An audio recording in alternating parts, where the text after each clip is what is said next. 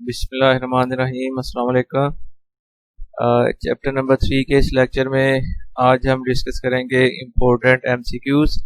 और एमसीक्यूज़ करने के साथ एक्चुअली आपकी उन टॉपिक्स की रिवीजन भी हो जाएगी जो इस चैप्टर में आपने पढ़े हैं, और दूसरी बात इससे आपके कॉन्सेप्ट क्लियर होंगे। अगर आपने एमसीक्यूज़ सही तरह से अटैम्प्ट कर लिए तो फिर आपके कॉन्सेप्ट ज़्यादा अच्छे हो जाएंगे।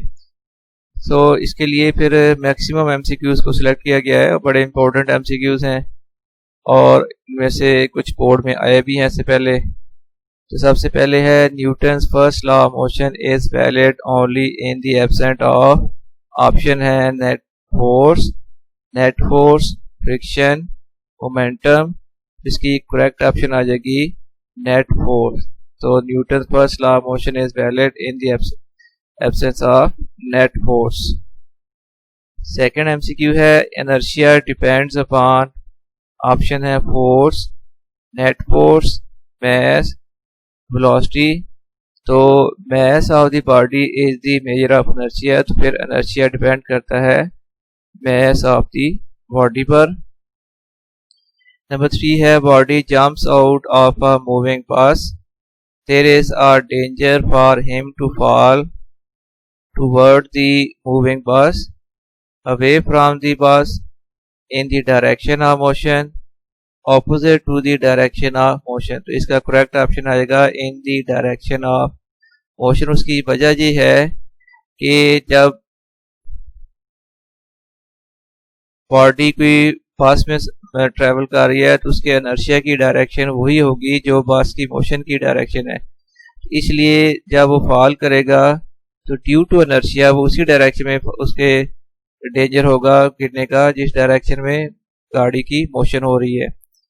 नेक्स्ट स्टेप है string is stretched by two equal and opposite forces 10 Newton each, tension in the string is. तो जो इक्वल और ऑपोजिट फोर्सेस ऐड कर रही हैं वही वैल्यू होनी है टेंशन में। सो टेंशन की वैल्यू हो जाएगी 10 Newton.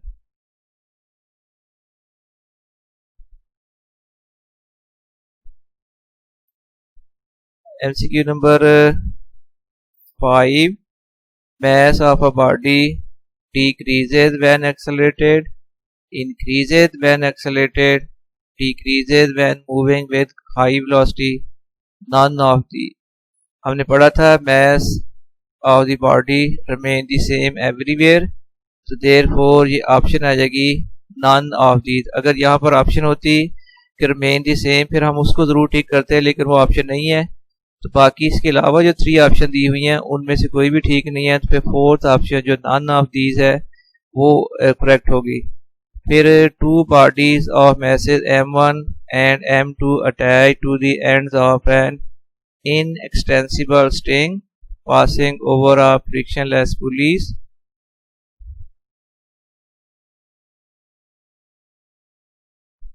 Over a frictionless such that both move vertically, acceleration of the body is। Option है ये A, B, C और D ऑप्शन दी हुई हैं। तो एक्सेलेरेशन की रिलेशन अभी हम ठीक कर लेते हैं। एक्सेलेरेशन का फार्मूला होगा M1 minus M2G over M1 plus M2। Seventh MCQ है which of the following is the unit of momentum. Option है न्यूटन मीटर, ये तो वर्क का यूनिट होता है। Kilogram metre per second square, ये फोर्स का यूनिट है। न्यूटन सेकंड और न्यूटन पर सेकंड किसी क्वांटिटी का यूनिट नहीं है, तो इसका जो करेक्ट ऑप्शन आएगा वो आएगा न्यूटन सेकंड।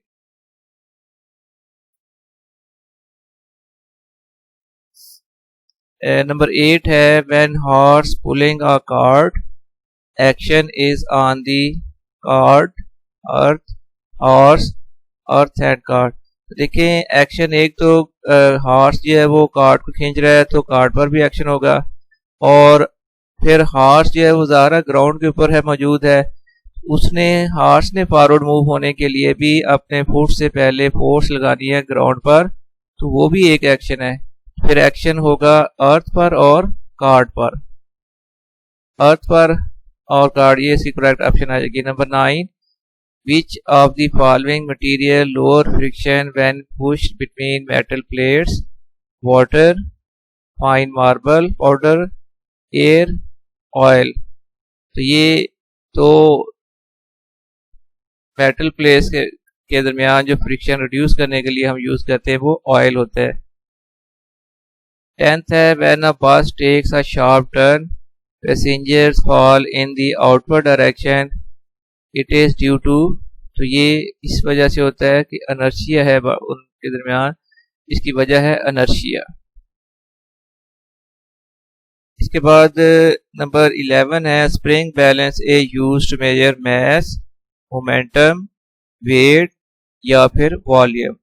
तो स्प्रिंग बैलेंस मेजर किया जाता है in the measurement of wait.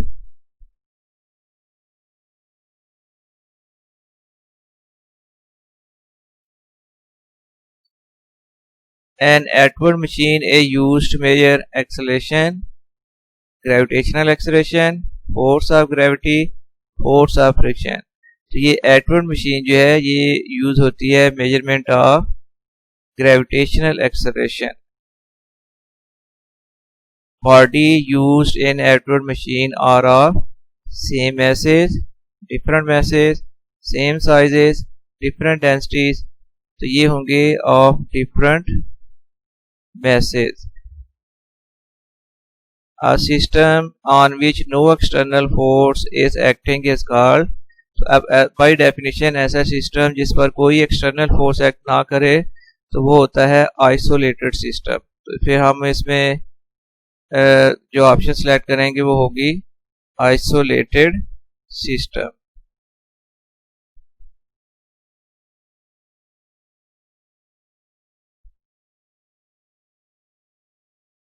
इसके बाद है when rocket moves up the total momentum of the system by law of conservation of momentum total momentum remain the same. फिर correct option आ जाएगी remain the same. When one surface slides over the other the contact points between the two surfaces form a sort of cold welds.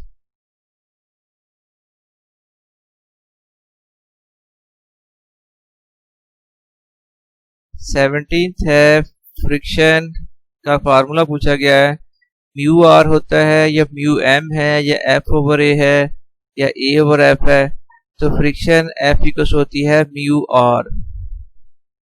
18th है the coefficient of friction between glass and glass is. बच्चों इसकी value आप table से याद कर सकते हैं। इनकी वैल्यू होती है 0.9 और फिर कोफिशिएंट ऑफ फ्रिक्शन है डिफाइंड एज म्यू इक्वल होता है ratio of force of limiting friction to the normal reaction. तो ये ऑप्शन बनेगी एफ एस होती है फोर्स ऑफ लिमिटिंग फ्रिक्शन और एम जी इक्वल होता है नॉर्मल फोर्स नॉर्मल रिएक्शन। तो फिर ये करेक्ट ऑप्शन आ जाएगी F S over M G. In which case it is easy for the tyre to roll. ज़्यादा रोल करना उस सरफेस के ऊपर इजी होगा जहां पर फ्रिक्शन कम फेस करनी पड़ेगी। तो rough ground, smooth ground, both of these, none of these. तो ये ऑप्शन आ जाएगी स्मूथ ग्राउंड। आप बाइसिकल चला कर देख लें, एक रफ ग्राउंड के ऊपर उसको चला के देखें मुश्किल होगा और फिर उसको फ्लैट फ्लोर के ऊपर चला के देखें तो वो बाइसिकल के व्हील जो इजीली रोल करेंगे। तो स्मूथ सरफेस के ऊपर जो रोल करना है वो ज़्यादा इजी हो जाएगा due to less force of friction.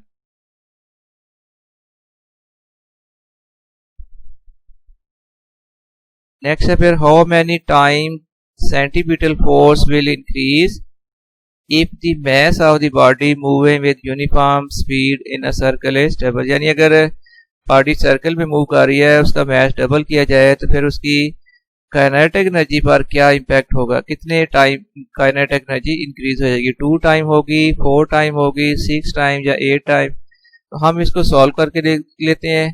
तो काइनेटिक एनर्जी का फार्मूला होता है kinetic energy equals to half M B square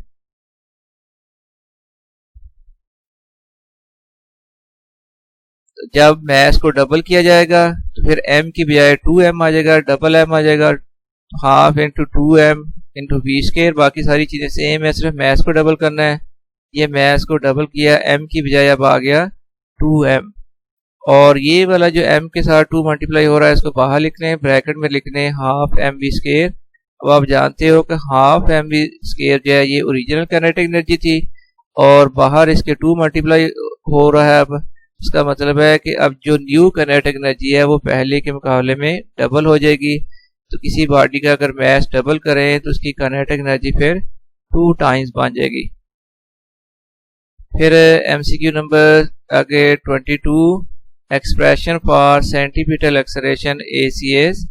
तो ये करेक्ट ऑप्शन होती है v square over r। Actually centripetal force का फार्मूला होता है mv square over r। m के साथ जो भी चीज़ मल्टीप्लाई होगी वो होता है एक्सेलरेशन, क्योंकि Newton second law of motion में आप लिखते हैं F इक्वल्स टू ma, यानी m multiplied by a। Centripetal force के लिए इक्वेशन होती है mv square over r। m के साथ जो v square over r multiply होगा तो ये एक्सेलरेशन होगा, और ये चूंकि बॉडी सर्कल में मूव करती है तो इस एक्सेलरेशन को हम कहते हैं centripetal acceleration. Direction of velocity of body moving in circular path is toward the centre, away from the centre, tangent to the circle, none of the. तो ये वेलोसिटी की डायरेक्शन होती है टेंजेंट टू दी सर्कल। हाँ, अगर acceleration की direction पूछते तो सर्कल में मूव करने वाले बॉडी के एक्सेलरेशन की डायरेक्शन सेंटर की तरफ होती है, और उसकी जो वेलोसिटी की डायरेक्शन है वो अलोंग दी टेंजेंट होती है। 24th है, a body is moving in a circular path, if its velocity is doubled then its centripetal force will be. ये और कंसेप्ट क्लियर करने के लिए इसको हम सॉल्व कर लेते हैं। काइनेटिक एनर्जी का formula half M V square. जब वेलोसिटी को व्हेन वेलोसिटी इज डबल्ड, अब हम वेलोसिटी को v की बजाय 2v पुट करेंगे, तो अब काइनेटिक एनर्जी डैश हम लिख लेते हैं हाफ m सेम है, v की बजाय अब आ गया 2v, इसका स्क्वायर कर दिया, हाफ m 2v का स्क्वायर होता है 4v स्क्वायर। ये जो v स्क्वायर के साथ 4 मल्टीपल हो रहा है इसको बाहर लिखते हैं, ब्रैकेट में आ जाएगा हाफ एम वी स्क्वायर। अब हाफ एम वी स्क्वायर जो है ये ओरिजिनल काइनेटिक एनर्जी थी, अब न्यू काइनेटिक एनर्जी बन गई है ओरिजिनल काइनेटिक एनर्जी का 4 टाइम्स। फिर हमारे लिए करेक्ट ऑप्शन टी हो जाएगी जिसमें लिखा हुआ है 4 टाइम्स।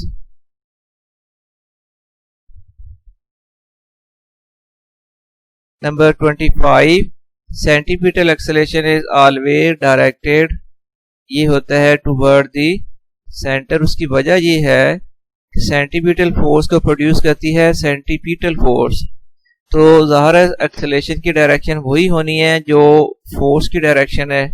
अब फोर्स सेंटीपिटल फोर्स की डायरेक्शन सेंटर की तरफ होती है, इसलिए सेंटीपिटल एक्सेलरेशन की डायरेक्शन भी सेंटर की तरफ हो जाएगी, तो ये करेक्ट ऑप्शन आ जाएगी सी। 26 है, in circular motion if magnitude of the applied force falls short of the required centripetal force, then the body will move close to the center of circle, away from the center of circle, with increasing velocity, with increasing acceleration.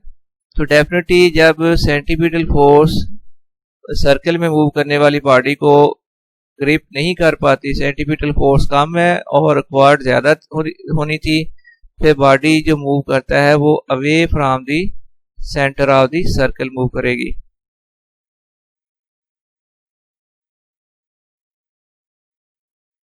Characteristics of a body due to which it resists any change in its state of rest or of uniform motion, ये property होती है inertia of the body.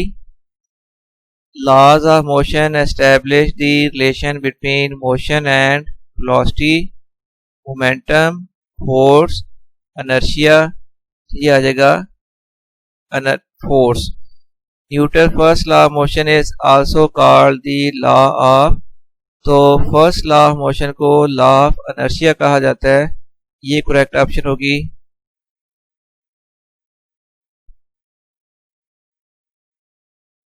फिर next MCQ 30th है, motion of rocket in space is the example of Newton's first law, second law, third law, all of the. तो ये option आ जाएगी third law.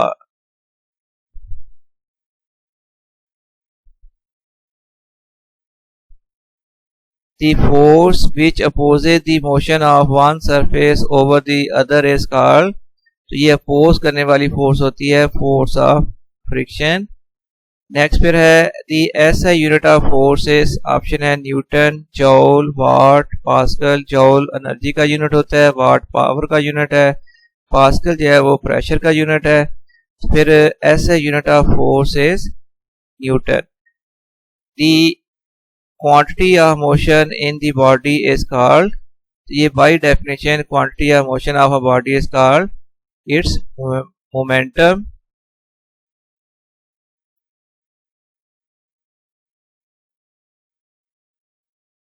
फिर नेक्स्ट है rate of change of momentum is called, तो rate of change of momentum actually equal to होता है applied force.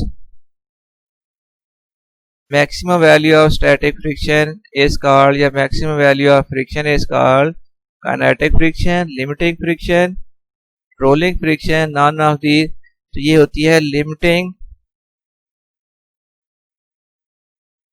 Force of friction.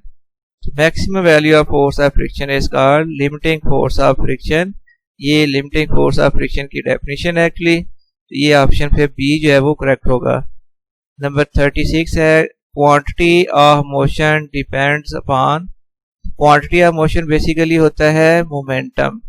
अब मोमेंटम का डिपेंडेंस दो बातों पर होता है, वो दो फैक्टर जिस पर मोमेंटम डिपेंड करता है वो होता है मास और वेलोसिटी। तो ऑप्शन ए है मास, ऑप्शन बी है वेलोसिटी, ऑप्शन सी है मास एंड वेलोसिटी और ऑप्शन डी है फोर्स। तो ये ऑप्शन आ जाएगा mass and velocity.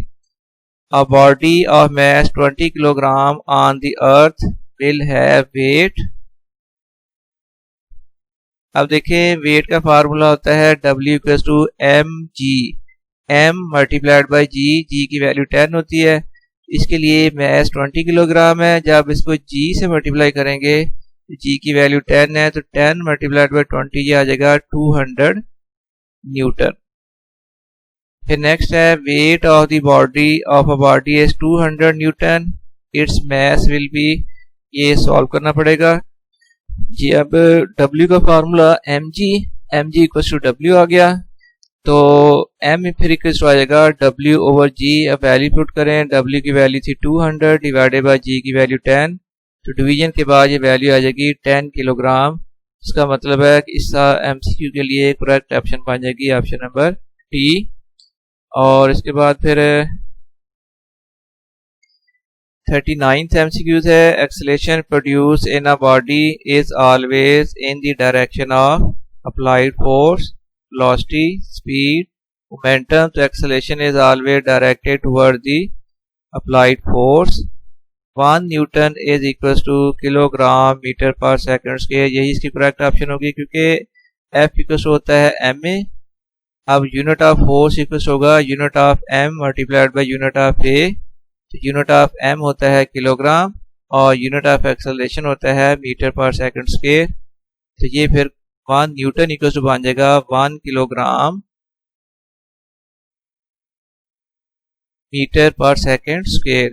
41st when body is connected to string move vertically, value of tension produced in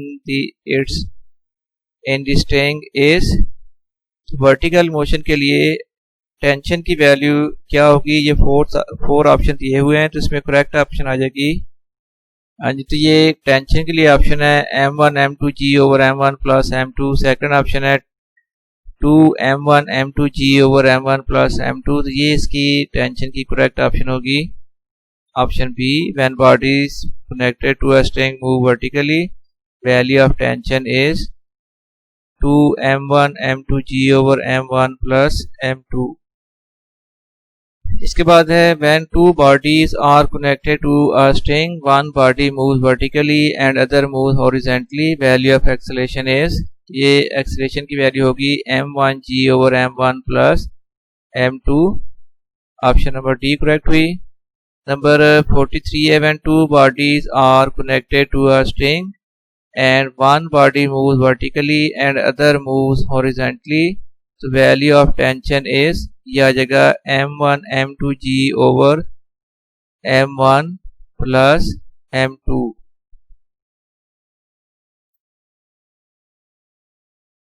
43 का option A.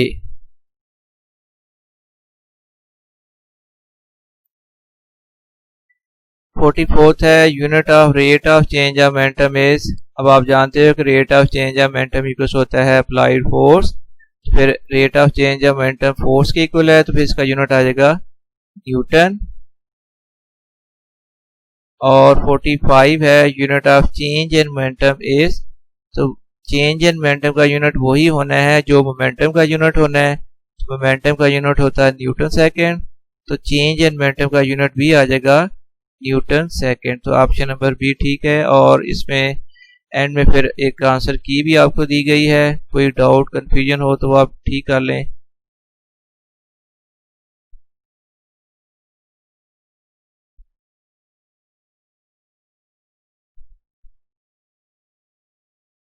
इसके साथ ही ये लेक्चर आपका कंप्लीट हो गया।